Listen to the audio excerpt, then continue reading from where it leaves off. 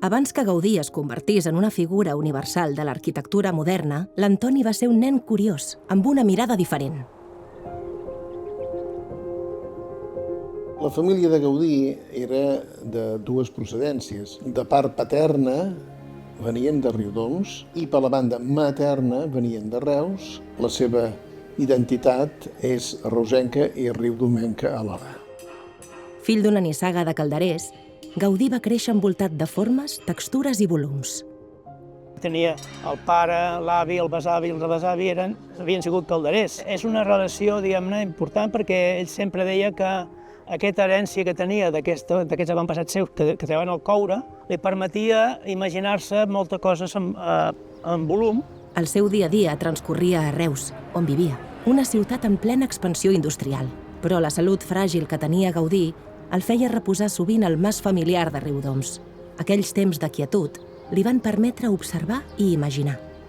Gaudí era una persona que observava molt les coses. De fet, no podia jugar moltíssim a pilota, per exemple, o altres esports, perquè tenia aquesta salut una miqueta dèbil i tenia reuma als peus. A vegades el portaven al mas de la Calderera amb una sumareta perquè no hagués de caminar. Ara, l'observació no depèn de si estàs malalt o no. La tens o no la tens. I Gaudí era un que observava.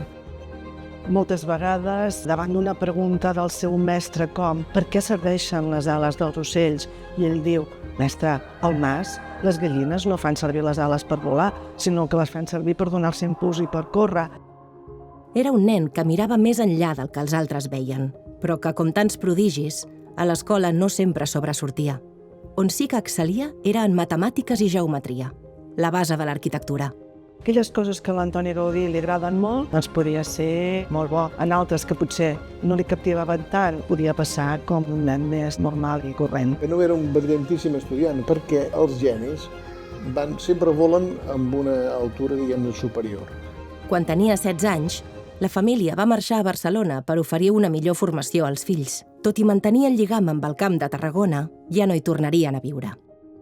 Aquell entorn d'infantesa entre camps, mar i modernitat va quedar imprès en l'imaginari d'Antoni Gaudí, el futur geni que faria del món la seva arquitectura.